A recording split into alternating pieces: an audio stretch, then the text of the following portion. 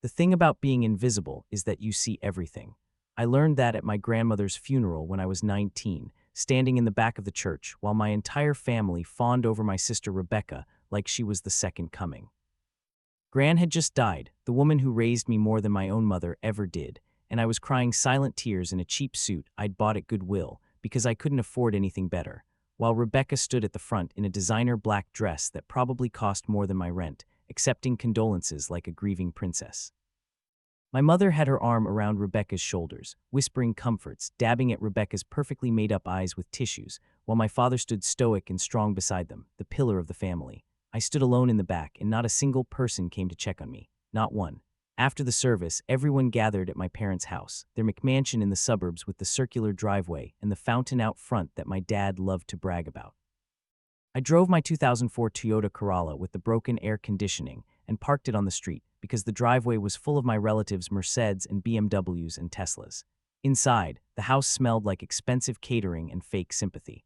I made myself a plate of finger sandwiches and stood in the corner of the living room, watching my family operate like I was studying a nature documentary. Rebecca was holding court on the white leather sofa, surrounded by aunts and cousins, talking about how close she and Gran had been. She always told me I was her favorite, Rebecca said, and I almost choked on my sandwich because that was the biggest lie I'd ever heard. Gran barely tolerated Rebecca. So materialistic, Gran used to say when Rebecca would visit for exactly 1 hour on holidays, usually arriving late and leaving early to go shopping. But I didn't say anything. I just chewed my sandwich that tasted like cardboard and watched. My Uncle Tom, my mother's brother, was talking loudly about his newest real estate investment. Bought a commercial building downtown, he was saying to a cluster of relatives. Going to flip it in 2 years, make a cool $1 million in profit. Everyone was impressed, asking questions, and Tom was loving the attention. I listened carefully, mentally taking notes, because unlike everyone else who was listening to be polite, I was actually interested. I'd been teaching myself about real estate investing for the past year, reading every book I could get from the library, watching YouTube videos on my cracked phone screen, joining online forums where actual investors talked shop. I had a notebook at home filled with notes, strategies, calculations. I'd been saving money too. Every cent from my job as a night shift manager at a grocery store, 42 hours a week at $13 an hour, minus taxes, minus my rent for a studio apartment in the worst part of town, minus groceries and utilities and gas. I'd been saving $400 a month for the past 18 months. I had $7,200 in a savings account that nobody knew about. My family thought I was broke, and I let them think it. It was easier than explaining that I had a plan, that I was working towards something, because whenever I'd mentioned wanting to invest in real estate, my father had laughed that same dismissive laugh he'd been giving me my entire life. "Ethan, come on," he'd said the one time I'd brought it up at a family dinner 2 years ago. "You can barely manage your own finances. Investment property, that's for people who know what they're doing." Rebecca had smirked into her wine glass. My mother had patted my hand like I was a child who just suggested I wanted to be an astronaut, so I stopped talking about it. I just kept reading, kept learning, kept saving. The lawyer arrived at 3 o'clock. Martin Sheffield, Gran's attorney for 30 years. He was 70 if he was a day, with white hair and a briefcase that looked like it had survived world wars. "If I could have the immediate family in the study, please," Martin said, his voice cutting through the murmur of conversation. Immediate family, that was my parents, Rebecca and me. We filed into my father's study, the room with the mahogany desk and the walls lined with books my father had never read but bought because they looked impressive. Martin sat behind the desk and opened his briefcase, pulling out papers. My mother and father sat in the leather chairs across from the desk. Rebecca sat in the third chair. I stood by the bookshelf because there were only 3 chairs and nobody offered me one. "This is the last will and testament of Dorothy Ann Morrison," Martin began, and then he read a lot of legal language that basically said Gran had been of sound mind when she'd made her will. I watched my family. My mother was sitting up very straight, hands folded in her lap. My father looked bored, like he had more important places to be. Rebecca was trying to look sad, but I could see the anticipation in her eyes. Gran had been wealthy, not rich, but comfortable.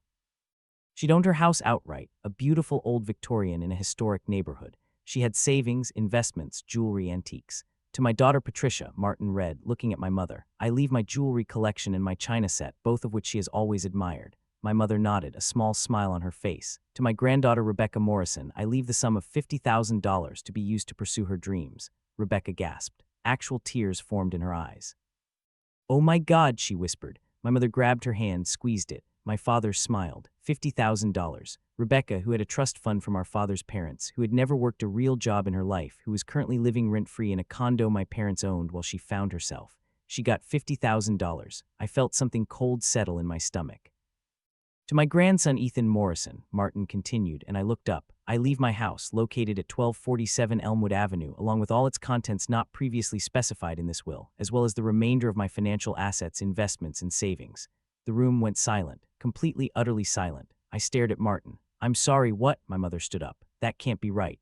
Martin looked at her over his glasses. It's quite right. Mrs. Morrison was very clear in her intentions.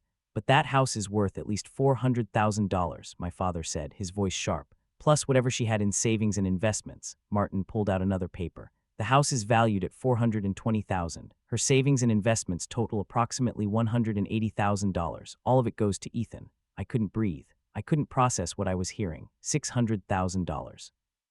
Gran had left me $600,000. Rebecca was on her feet. This is insane. She barely even knew Ethan. I was her favorite. She told me all the time.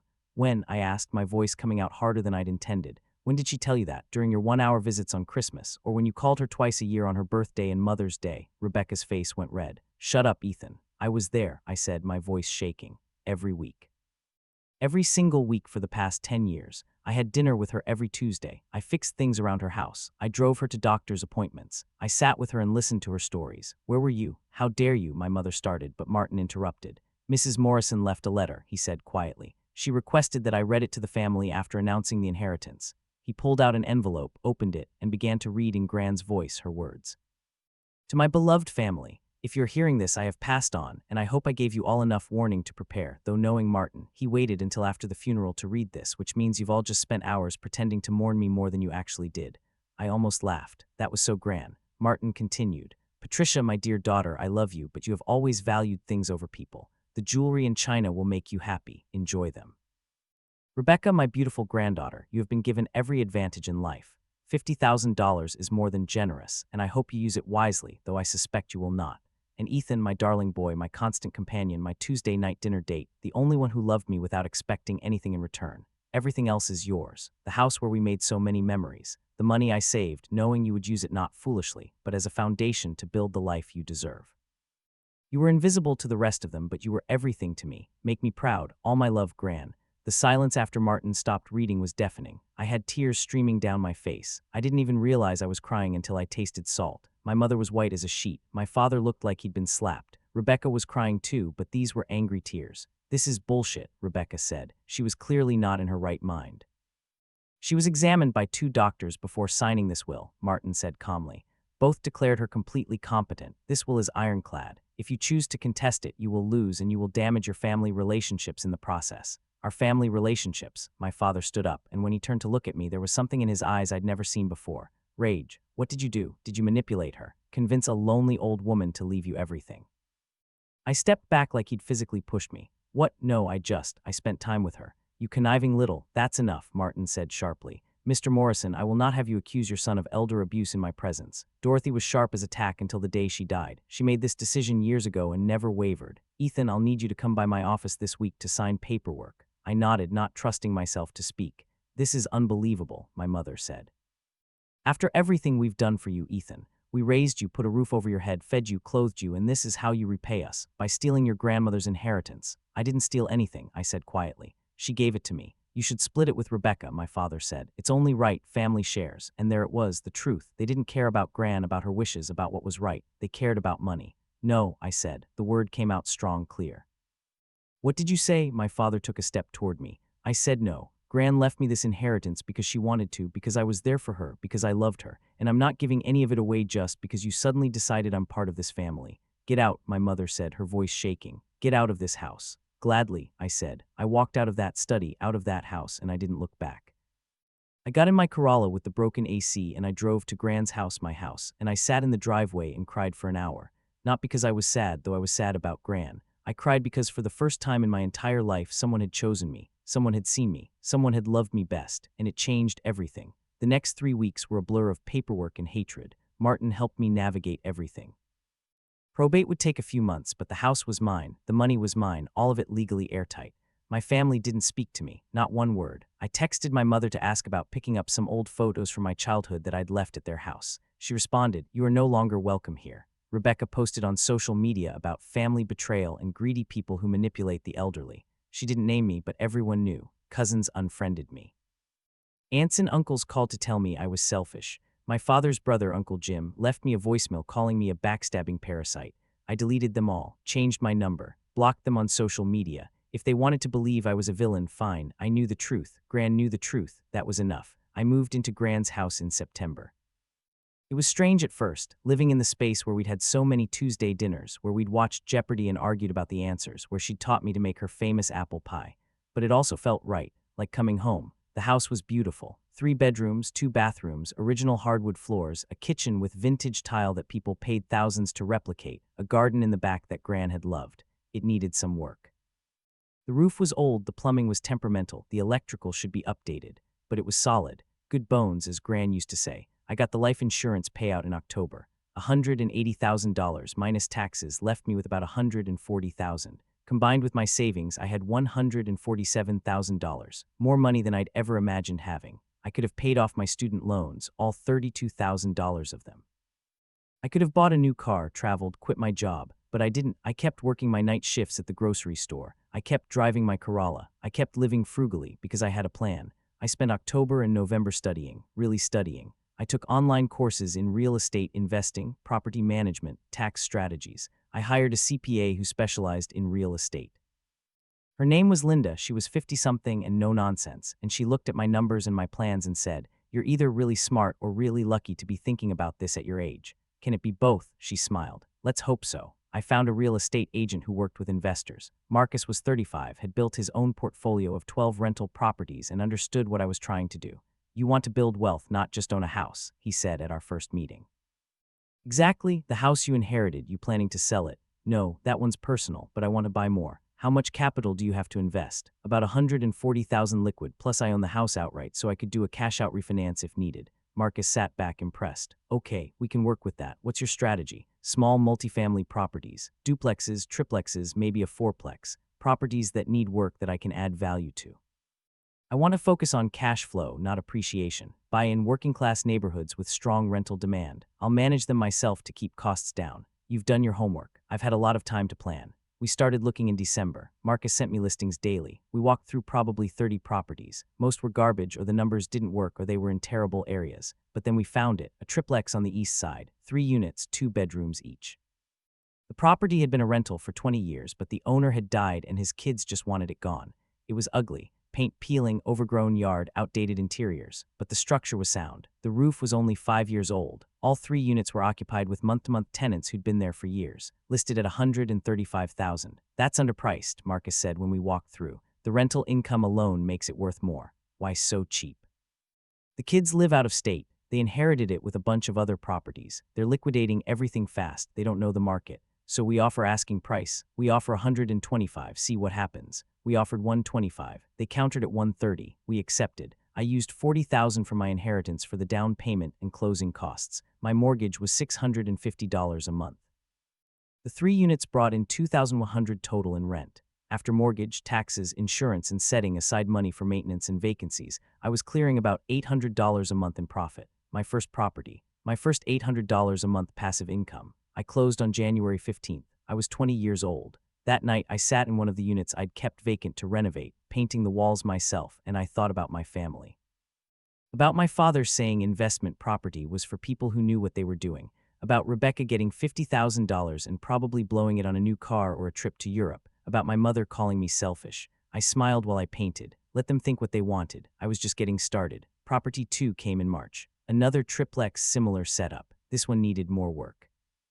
I spent 6 weeks renovating it myself, learning plumbing and electrical from YouTube, making mistakes, fixing them, learning. I rented all 3 units by May. Another $900 a month in cash flow. Property 3 was a duplex. Bought it in July. Both units occupied. Strong tenants. $600 a month cash flow.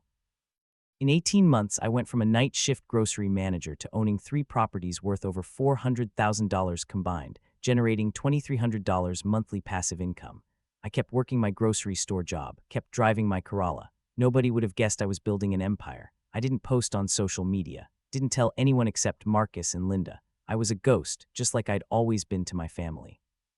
Except now I was a ghost building wealth in the shadows. The first time I saw Rebecca after the inheritance was at a coffee shop in December, 2 years after Gran died. I was in line, wearing my grocery store uniform because I was heading to work when I heard her laugh. That specific performative laugh she did when she wanted attention. She was at a table with friends, all of them dressed like Instagram influencers, taking photos of their lattes. I tried to leave before she saw me, but her voice cut across the shop. "Oh my God, Ethan," I turned. She was staring at me and her friends were looking too. "Hey, Rebecca." She stood up, came over. Up close, she looked different, thinner, harder somehow. "Wow, you're still working at the grocery store." "Yeah, well, good for you for being consistent, I guess." Her friends were watching and I could see them appraising me, my uniform, my worn shoes, finding me lacking. "How are you?" I asked, mostly to be polite. "I'm amazing. I just got back from Bali. Have you ever been?" "Oh, probably not. It's expensive." She smiled, but it didn't reach her eyes. "Maybe someday." "Yeah, well, some of us have to work." She said it loud enough for her friends to hear, and they laughed. "Some of us didn't get a free house and a bunch of money for manipulating an old lady." The coffee shop got quiet. I looked at her, really looked at her, and I felt nothing. No anger, no hurt.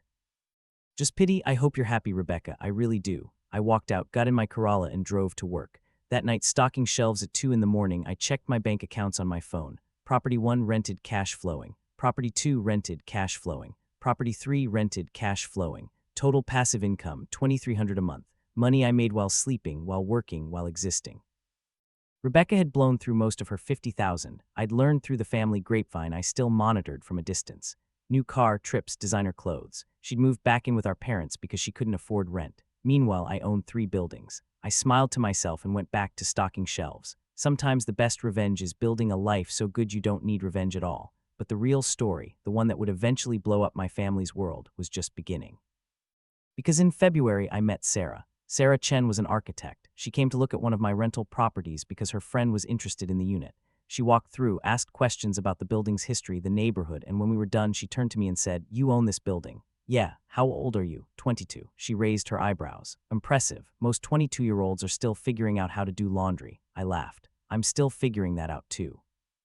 "How many properties do you own?" 3. "Why?" "Because I'm working on a project and I need a developer partner. Someone young, hungry, willing to take risks." "You interested in hearing about it?" We got coffee. She explained that she'd been hired to design a small mixed-use development. 4 residential units on top, 2 commercial spaces on the ground floor. The investor had backed out at the last minute and the lot owner was desperate.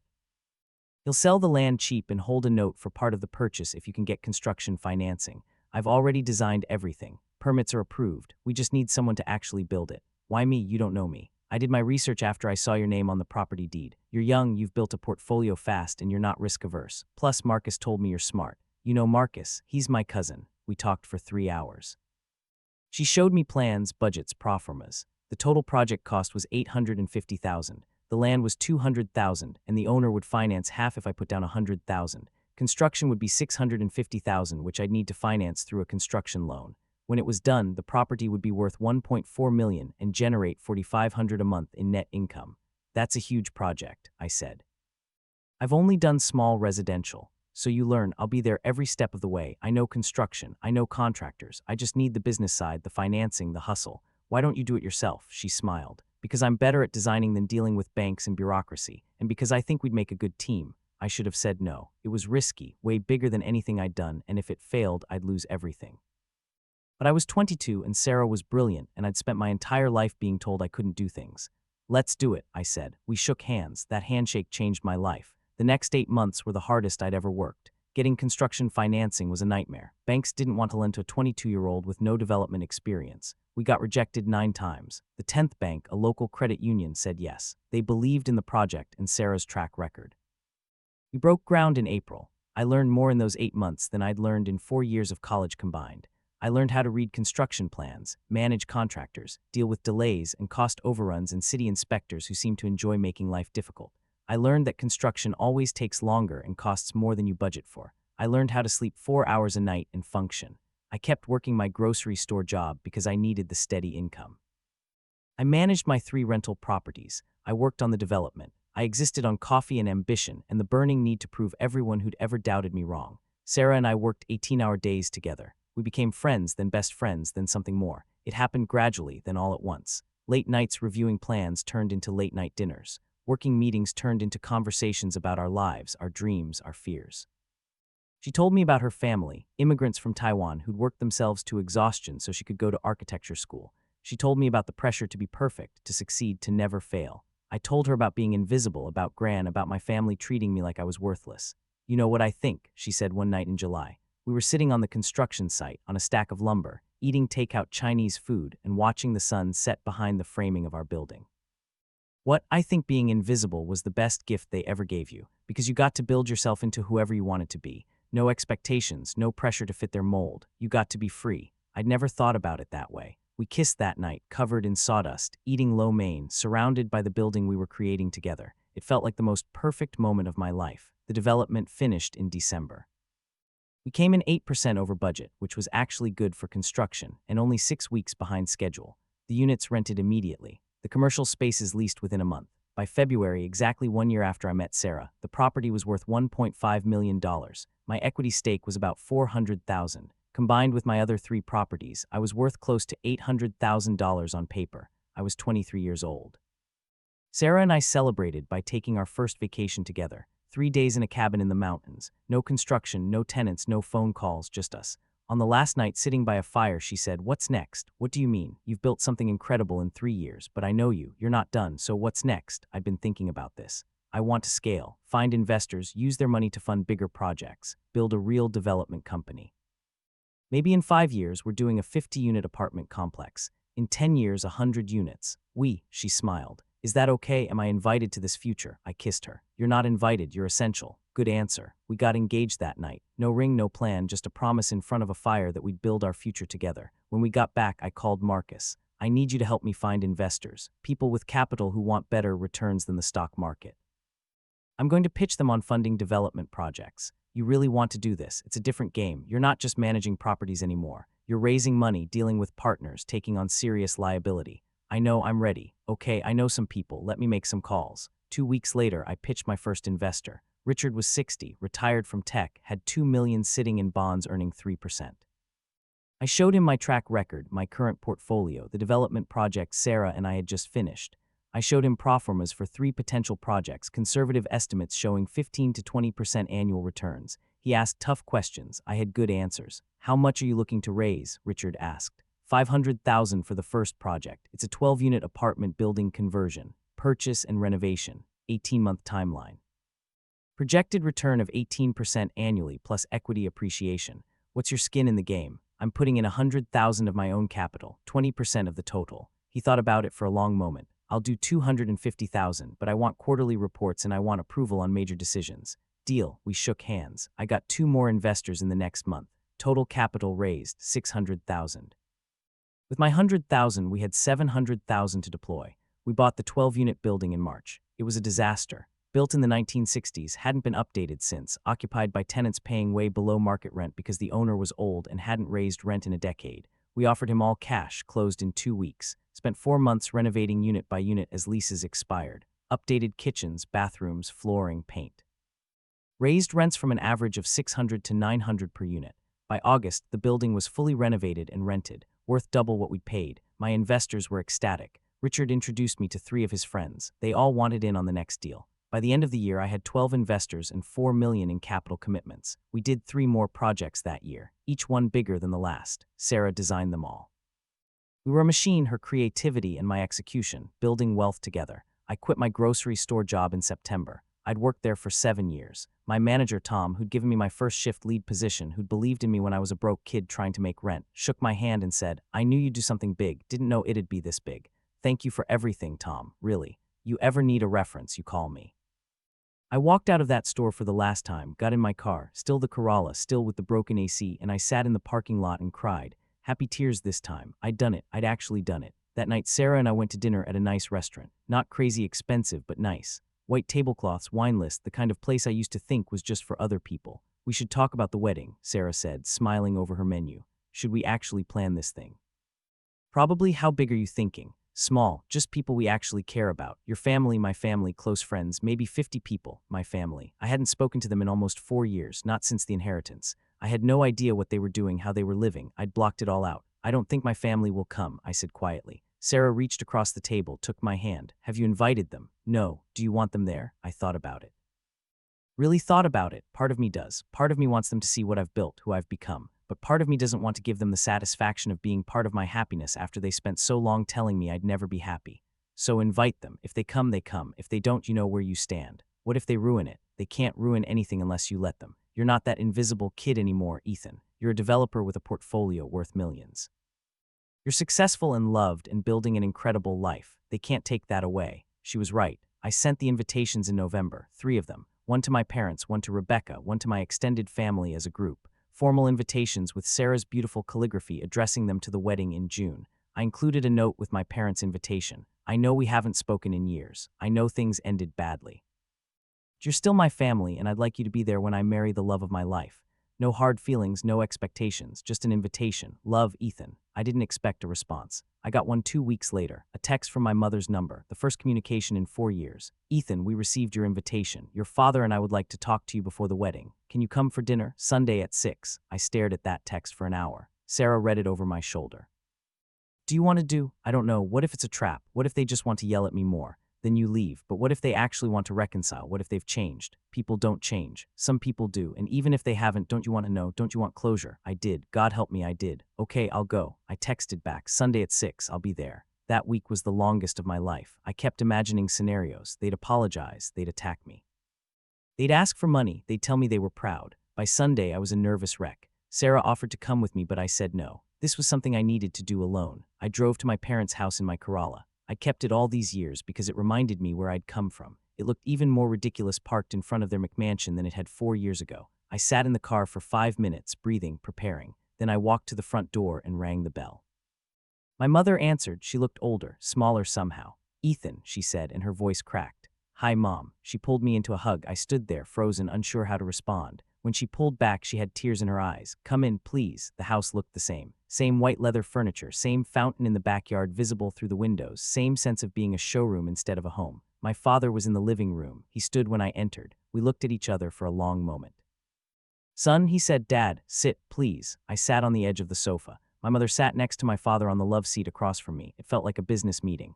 Thank you for coming, my mother said. We weren't sure you would. You asked me to. We did. We have things we need to say. My father cleared his throat. He looked uncomfortable, like the words were physically painful. Ethan, these past 4 years, we've had a lot of time to think, to reflect on how we treated you.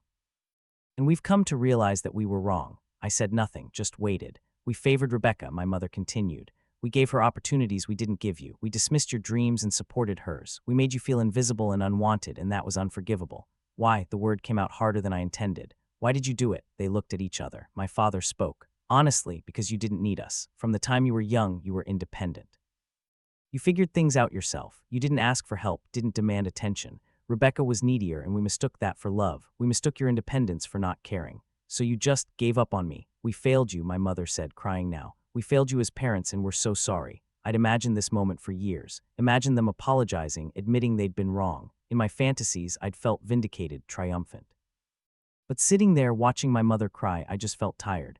Okay, I said. Okay, my father asked. You forgive us. I don't know yet, but I appreciate the apology. We want to be part of your life again, my mother said. We want to meet Sarah, come to your wedding, be a family again. Where's Rebecca? She's not here. We thought it should be just us first. Does she know you're apologizing to me? They exchanged a look. Rebecca is struggling, my father said carefully. With what? Everything. She went through the $50,000 in less than a year. She's been living here rent-free, but she's in debt. Credit cards, loans. She's working part-time at a retail store and barely making minimum payments. I should have felt satisfaction. I didn't. I just felt sad. And the rest of the family, they don't know we're talking to you. Most of them still think you manipulated your grandmother. We didn't correct them because we believed it too, and we were wrong. So you want to reconcile, but secretly, you don't want to tell anyone else. My father shifted uncomfortably. We thought we'd start small, see if we could rebuild our relationship first, before telling people you were wrong about me. Ethan, my mother started. No, I get it. You want me back in your life, but you don't want to admit you were wrong about me to everyone else. You don't want to lose face. That's not fair, my father said, isn't it? You spent 4 years telling everyone I was a manipulative leech. Now you want to quietly bring me back without admitting you lied. We didn't lie, we were mistaken. Same thing. I stood up. Thank you for the apology, I mean that, but I need more than words. If you want to be part of my life, you need to actually stand up for me. Tell the family the truth. Tell them you were wrong. Ethan, please, my mother said. That's my condition. You don't have to do it now, but before the wedding. If you want to come to my wedding, you need to tell the family the truth about me. I walked toward the door. My father's voice stopped me. What did you do, Ethan? After the inheritance, your invitation came from an address we don't recognize. You're marrying someone we've never heard of. What have you been doing for 4 years? I turned back. Building a life when you'll see if you come to the wedding. I left. In my car, I sat and shook for 10 minutes before I could drive. Sarah was waiting at my apartment. I still rented a small place even though I could afford better when I got home. How did it go? I told her everything. She listened, held my hand, and when I was done, she said, I'm proud of you. For what? For standing up for yourself, for not accepting an apology that came with conditions. Do you think they'll do it? Tell the family the truth? I don't know, but you gave them the choice. Now we wait and see. We didn't wait long. 3 days later, my phone rang, a number I didn't recognize. Hello, Ethan, it's Uncle Tom, my mother's brother, the real estate investor. Uncle Tom, hi, I just got off the phone with your parents. They told me some things about you, about the inheritance, about how they treated you. Is it true? Which part? All of it. That you visited your grandmother every week, that she left you everything because you earned it, not because you manipulated her. Yes, silence. I owe you an apology. Big one, I called you some terrible things. I believed the worst about you without asking for your side. I'm sorry. I sat down stunned. Thank you. Your mom said you're getting married in June, and you've been working in real estate. Yeah, development mostly, some property management. Your parents said you've done well for yourself. I've done okay. Ethan, I'm going to be direct. I'm looking for a partner on a commercial project. Strip mall conversion to mixed use. Are you interested in hearing about it? Yeah, I'm interested. Good, let's meet for coffee this week. And Ethan, I really am sorry. I should have known better. You were always a good kid. We hung up. I stared at my phone. Sarah came out of the bedroom. Who was that? My uncle. My parents told him the truth. He apologized. That's good, right? Yeah, and he wants to work with me on a project. She smiled. See, the truth is coming out. Over the next 2 weeks, I got 6 more calls. Aunts, uncles, cousins, all apologizing, all saying they'd been wrong. Some wanted to reconnect. Some wanted to invest with me. Some just wanted to clear their consciences. Rebecca never called. My parents confirmed they'd be at the wedding. So did most of the extended family. Out of 50 people we'd invited, 47 RSVP'd yes. The wedding was beautiful. Sarah designed everything naturally. It was at a botanical garden, small and intimate, exactly what we'd wanted. My parents came. They met Sarah, told her she was lovely, told me I'd chosen well. They were polite, appropriate, but there was a distance that I don't think would ever fully go away. That was okay. Some wounds don't heal completely. Rebecca didn't come. I didn't expect her to. But what happened 3 months after the wedding, I didn't expect at all. I was at a construction site in September, reviewing plans with a contractor when I got a call from an unknown number. Ethan Morrison, speaking. This is Detective Sarah Williams with the Metro Police Department. I'm calling about your sister, Rebecca Morrison. My heart stopped. Is she okay? What happened? She's alive, but she's been arrested. She listed you as her emergency contact. Are you able to come down to the station? I was there in 20 minutes. The detective met me in the lobby, took me to a small room that smelled like bad coffee and desperation. What happened? What did she do? Your sister was arrested for embezzlement. She's been working as an assistant manager at a luxury retail store. Over the past 6 months, she's been processing fake returns and pocketing the cash. Total amount stolen is approximately $47,000. I sat down hard. $47,000. The store pressed charges. She's looking at felony theft. With her debt and no assets, she can't make bail. It's set at $20,000. She asked if you would help. Of course she did. The sister who hadn't spoken to me in years, who'd mocked me at that coffee shop, who'd taken $50,000 and blown it while I built an empire. Now she needed me. Can I see her? They took me to a visiting room. Rebecca was on the other side of the glass, looking smaller than I'd ever seen her. Defeated. She picked up the phone. I picked up mine. Hey, she said, her voice barely audible. Hey, thanks for coming. I wasn't sure you would. Detective said you were in trouble. I really am, Ethan. I messed up so bad. Tears were streaming down her face. I'm scared. I could go to prison. They're talking about 5 years. Why'd you do it? Because I'm broke. I'm so broke and I have all these debts and I didn't know what else to do. I know that's not an excuse. I know I should have just. God, I don't know. Gotten a better job, lived within my means, but I couldn't go from having everything to having nothing. You had $50,000. I know, I wasted it. I wasted all of it, and now I have nothing and I'm going to prison and my life is over. She was sobbing now, and despite everything, despite all the years of being second best, of being invisible, of being mocked, I felt bad for her. What do you need from me? I asked. Can you post bail? I know I have no right to ask. I know I've been terrible to you, but you're the only person I have who can help. Mom and Dad are tapped out. They're about to lose the house. What? They refinanced it twice to pay my debts. They're underwater on the mortgage. They can't help me. Jesus, my family had imploded completely. If I post your bail, what happens? Do I get the money back? If I show up to all my court dates, yes, I promise I will. I promise, Ethan. I looked at my sister, my older sister, who'd got everything and squandered it, and I made a decision. Okay, I'll post bail. Really? Oh my God, thank you. Thank you so much. But Rebecca, this doesn't fix things between us. I'm doing this because you're my sister and you're in trouble. But you and I have a lot to work through. I know, and I want to. I want to make things right. I've been so jealous of you, and I took it out on you, and that was wrong. Jealous of me, you got everything. You got Gran's love, you got her respect. You built something real. I got money and I wasted it because I don't know how to do anything real. Everything in my life has been handed to me, and I never learned how to actually work for something. You knew how to do that. I never did. It was the most honest she'd ever been with me. I posted bail, $20,000, which I'd make back when she showed up to court. I hired her a lawyer too, a good one, because the public defender was overworked and couldn't give her case the attention it needed.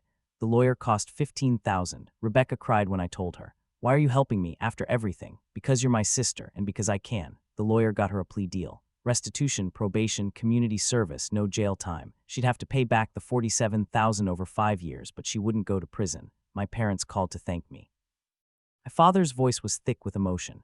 You saved your sister. After how we treated you, you saved her. She's family. You're a better man than I am. Maybe I was, or maybe I just knew what it was like to have nothing, and I didn't want that for anyone, even people who'd hurt me. Rebecca moved in with me and Sarah for a while, our spare bedroom temporary until she got on her feet. It was awkward at first. Years of resentment don't disappear overnight, but slowly we started talking. Really talking. She told me about the pressure of being the favorite, of always having to be perfect, of how when she got the $50,000, she felt like she had to prove she deserved it by looking successful, so she spent it on things that made her look rich instead of things that made her actually stable. I was so stupid, she said one night. We were in the kitchen, her washing dishes from dinner, me drying. You weren't stupid. You were young and you didn't know better. You knew better. You were younger than me and you knew better. I had Gran. She taught me about money, about value, about building things that last. You didn't have that. I could have. She invited me over so many times. I just never went because I thought I had better things to do. She started crying right there at the sink and I hugged her. My sister, who'd been everything I wasn't, now broken and trying to rebuild. It's not too late, I told her. You can still learn. You can still build something.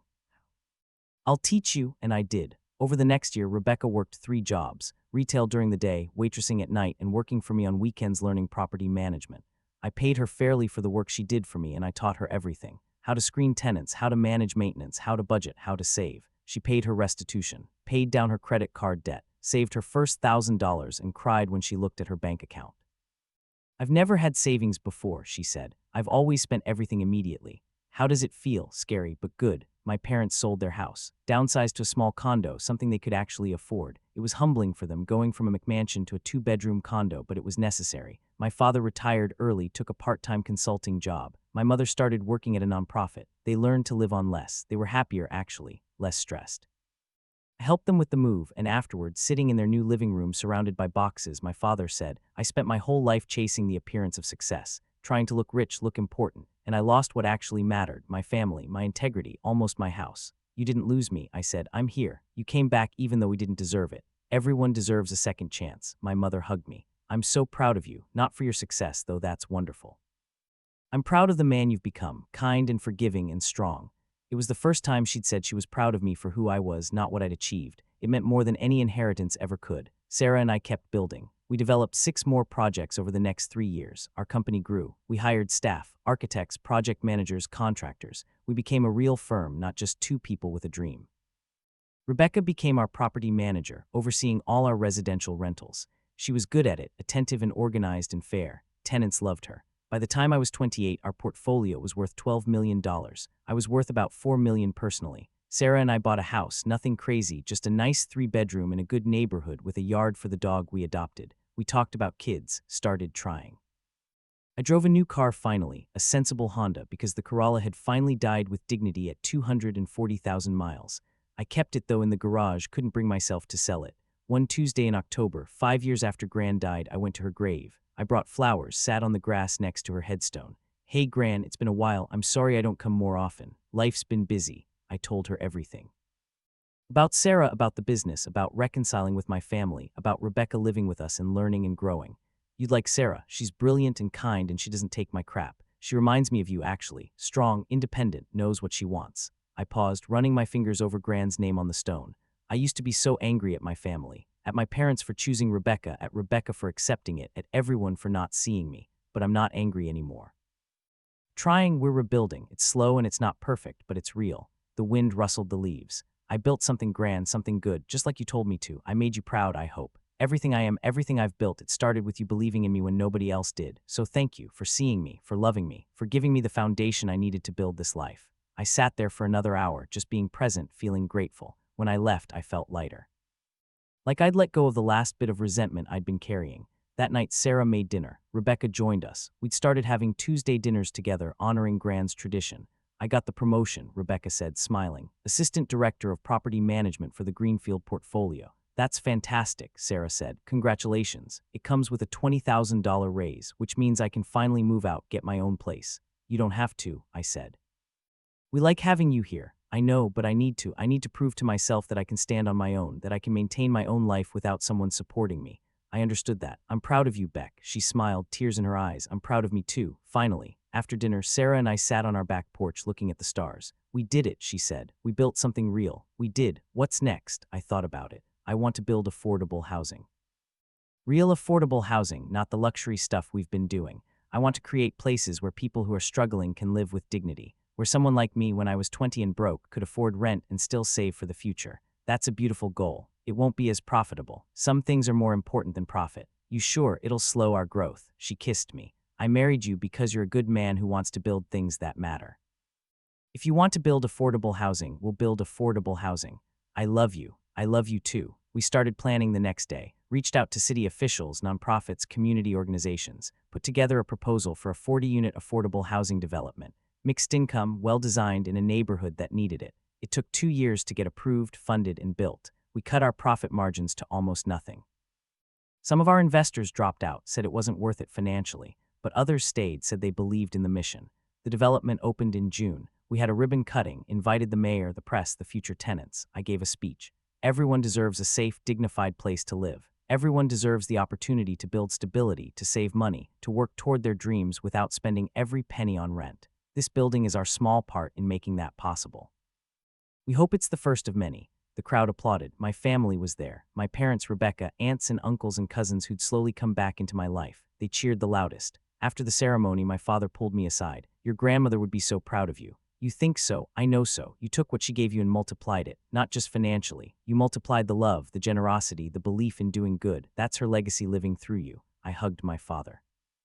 Really hugged him for the first time in years. Thank you, Dad. No, thank you for being the man we failed to raise, but who you became anyway. That night, exhausted and happy, Sarah and I collapsed on our couch. We have a meeting tomorrow with the city, she said. They want to talk about 3 more affordable housing sites. 3 more. Apparently, what we did worked. They want to replicate it. I smiled. Then I guess we're in the affordable housing business. I guess we are. 5 years later, we'd built 12 affordable housing developments, 640 units total, housing for over 1,500 people. We'd won awards, been featured in architecture magazines, been invited to speak at conferences. But the best part was the letters. Letters from tenants thanking us for giving them a chance, for creating a home they could afford, for believing that people with low incomes deserved beautiful, well-maintained housing. Those letters, I kept every single one. Rebecca had become our director of operations. She managed our entire portfolio, over 1,000 units now between market rate and affordable. She got married, bought her own house, had a baby girl she named Dorothy after Gran. My parents babysat twice a week. They'd fully embraced grandparenthood, showing up in a way they'd never shown up for us as kids. Better late than never, I guess. Sarah and I had 2 kids. A boy named Thomas after her father, and a girl named Alina after nobody in particular. We just liked the name. We raised them to be kind, to work hard, to value people over things. On Tuesday nights, we all had dinner together. Me, Sarah, the kids, Rebecca and her family, my parents. 8 people around a table, sharing food and stories and love. Grand's tradition carried forward. Sometimes I thought about how different my life could have been.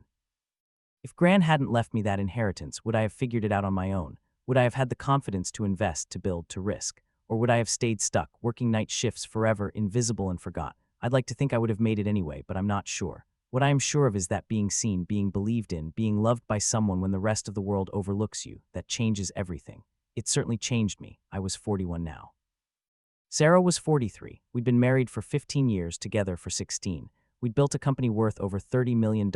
We employed 47 people. We'd housed thousands, but none of that mattered as much as Tuesday nights, sitting around a table with the people I loved, being present, being seen, being home. My phone rang. Marcus, my agent from way back, who'd helped me buy my first triplex. Ethan, you busy? Never too busy for you. What's up? I have a client. Young kid, 22, working night shifts, saved up $15,000, wants to buy his first investment property. Reminds me of you when we met. Can you talk to him? Give him some advice, I smiled. Give me his number, I'll call him tonight.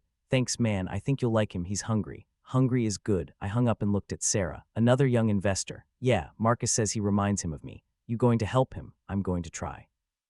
Because that's what you do when someone sees potential in you. When someone believes you can do more than the world says you can. You pay it forward. You help the next person. You build something bigger than yourself. That night after the kids were in bed, I called the young investor. His name was David. Mr. Morrison, wow, thank you so much for calling. Marcus said you might be willing to give me some advice. Call me Ethan. And yeah, I'm happy to help. Tell me about yourself. What are you trying to build? He told me his story. Working multiple jobs, saving every penny, teaching himself about real estate, wanting desperately to break out of the cycle of living paycheck to paycheck. It was my story. It was probably a million people's stories. Here's what I'm going to tell you, I said. It's going to be hard, way harder than you think. You're going to want to quit 1,000 times. People are going to doubt you. They're going to tell you it's too risky, that you're not ready, that you should wait. Don't listen to them. Okay, run your numbers conservatively. Plan for the worst, hope for the best, be patient, be smart, and most importantly, remember why you're doing this. Not to get rich, not to prove people wrong, but to build a life that gives you freedom and options and the ability to help other people. That's exactly what I want. Good, send me your deal analysis. I'll review it, tell you what I think. And David, yeah, you can do this, I believe in you. His voice cracked a little. Thank you, that means a lot. We hung up. Sarah came up behind me, wrapped her arms around my shoulders. You're a good man, Ethan Morrison. I'm trying. You're succeeding. I turned, kissed her. We're succeeding. None of this happens without you. None of this happens without Gran, she said. True. We sat on our porch, the same porch where we'd sat years ago planning our future, and we looked at the stars. Do you ever regret it? Sarah asked. Reconciling with your family after how they treated you. No, it was hard and it took years and it's still not perfect, but they're trying. People can change if they want to badly enough. Do you think they wanted to change or they just wanted access to your success? Both, probably, at first, but over time it became real. My dad volunteers with me at the affordable housing sites now. He teaches financial literacy classes to tenants. My mom mentors young women in our properties, helps them with job applications and budgeting. Rebecca runs the whole operation. They found purpose in what we built. And that's enough for you. It is, because I didn't reconcile for them. I reconciled for me. I didn't want to carry that anger anymore. It was too heavy. You're wiser than I am. I'm still mad at my sophomore year roommate for stealing my sweater. I laughed. That was a really nice sweater. It was cashmere.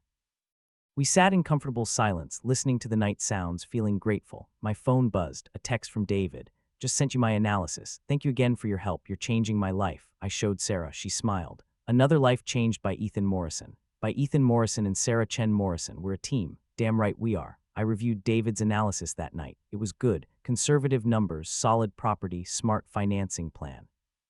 I sent him detailed feedback, suggestions, encouragement. 2 months later, he closed on his first duplex. He sent me a photo of himself holding the keys, grinning like he'd won the lottery. I did it, his text said. Thank you for believing in me. I showed the photo to Rebecca at our Tuesday dinner. Another investor you helped. Yeah, kid named David, just bought his first duplex. You're building an army of real estate investors.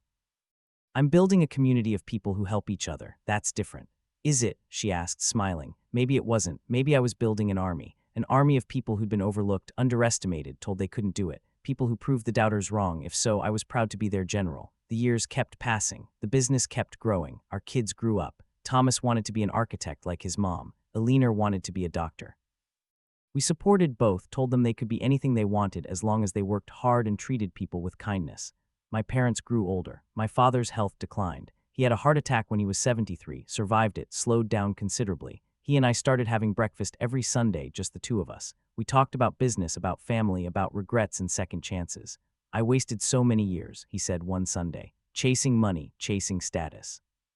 And I almost lost what actually mattered. But you didn't lose it. We're here, we're good. Because you're a better man than I taught you to be. You taught me plenty, Dad. You taught me what not to do. That's valuable too. He laughed, but there were tears in his eyes. I love you, son. I don't say it enough, but I do. I love you too, Dad. He died 2 years later, peacefully in his sleep. At the funeral, I gave the eulogy. I talked about his successes, his struggles, his journey from prideful and distant to humble and present.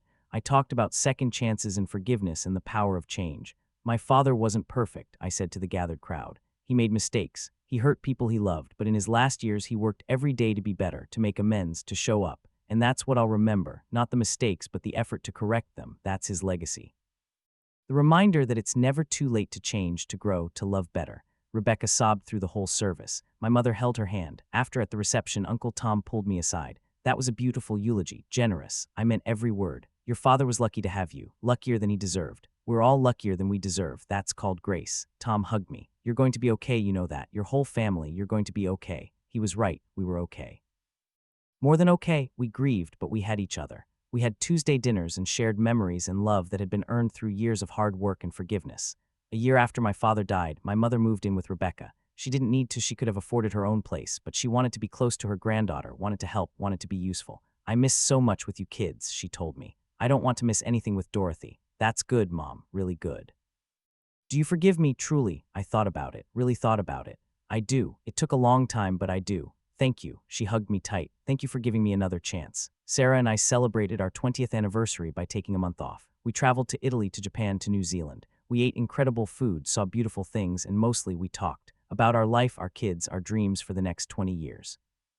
I want to slow down, Sarah said one night in Kyoto.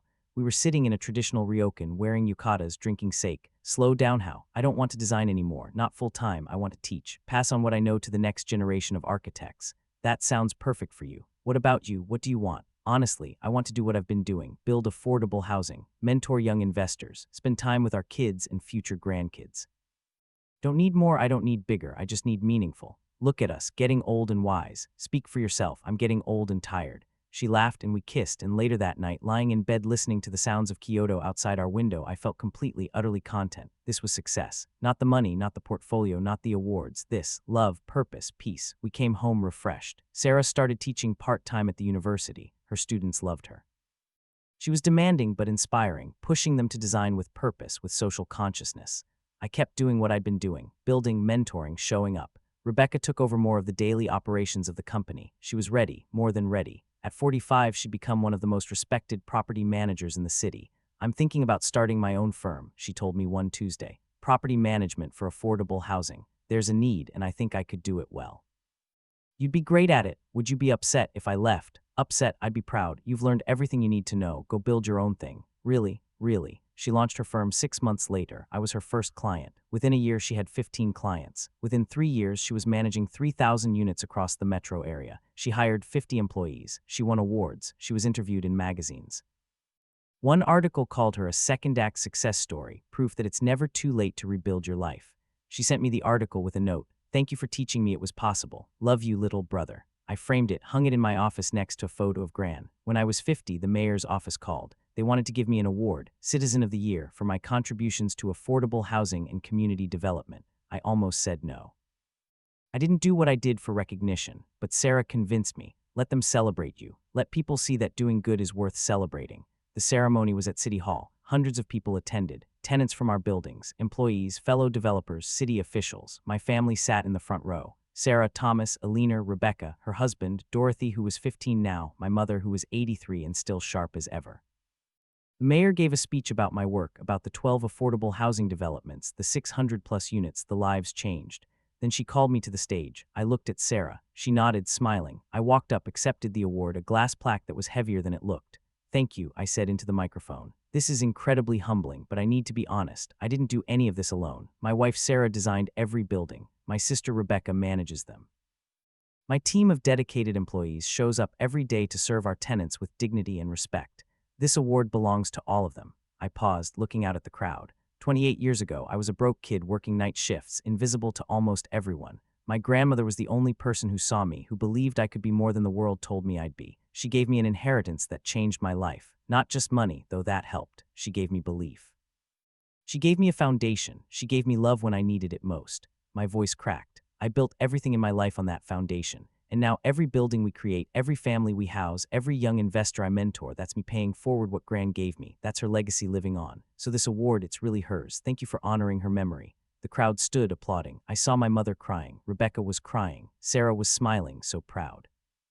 After the ceremony, people lined up to congratulate me, to share their stories. Tenants told me how our housing had given them stability for the first time in years. Young investors told me my advice had changed their lives. Fellow developers told me I'd inspired them to think differently about their work. It took 2 hours to talk to everyone. By the end, I was exhausted but filled with a deep sense of gratitude. This was what success looked like. Not the money in my bank account, though there was plenty. Not the buildings with my name on them, though there were several. Success was people, connection, impact, love. That night at home, just me and Sarah, we sat on our porch like we'd done 1,000 times before. How do you feel? She asked. Grateful, tired, grateful. You gave a beautiful speech. I meant every word. I know you did. That's why it was beautiful. We sat in silence, holding hands, watching the stars. What are you thinking about?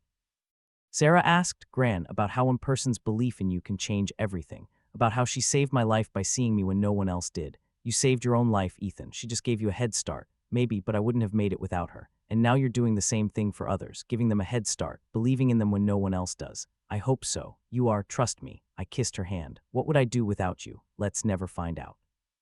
We sat there until the stars came out fully, until the night wrapped around us like a blanket, and I felt at peace. Completely, totally at peace. I'd spent the first half of my life invisible, overlooked, underestimated, and I'd spent the second half proving that the invisible ones, the overlooked ones, the underestimated ones, were the ones who changed the world, not because we're better or smarter or more deserving, but because we know what it's like to have nothing, to be nothing in other people's eyes, and we fight like hell to build something anyway. We fight for ourselves, we fight for each other, and sometimes, if we're very lucky, someone fights for us first. Gran fought for me, I fought for myself, and now I fight for others. That's the cycle, that's the legacy, that's love. And in the end, love is all that matters. Love is what builds a life worth living. Love is what turns inheritance into impact. Love is what makes us visible when the world tries to erase us. I learned that from Gran. I lived it with Sarah. I passed it to my kids, my sister, every young investor I mentored. And someday when I'm gone, I hope they'll pass it forward too. Hope they'll find someone who feels invisible and say, I see you, I believe in you, here's your foundation, now go build something beautiful. Because that's what we're here for, not to accumulate wealth or win awards or be celebrated. We're here to see each other, to believe in each other, to give each other foundations to build on. That's the real inheritance. The one that actually matters, the one that changes lives, the one that changed mine. And sitting on my porch at 50 years old, holding my wife's hand, thinking about the life I'd built on the foundation of one person's belief, I understood something fundamental. I was never invisible. I was just waiting for the right person to look. Gran looked. She saw me. She loved me. She changed everything. And now, every day, I try to do the same for someone else. That's the story. That's the whole story. From invisible to visible, from overlooked to valued, from nothing to something, from one person's belief to a legacy of belief, from Tuesday dinners with Gran to Tuesday dinners with my family to Tuesday dinners with the next generation. The cycle continues. The love multiplies. The foundation holds. And somewhere I hope Gran is watching, proud of the man I became, proud of the life I built, proud of the love I'm passing forward. I made you proud, Gran, I whisper to the stars. I hope I made you proud. And somehow, in the whisper of the wind, in the warmth of Sarah's hand in mine, in the peace settling over my heart, I feel her answer. You did, my darling boy, you always did.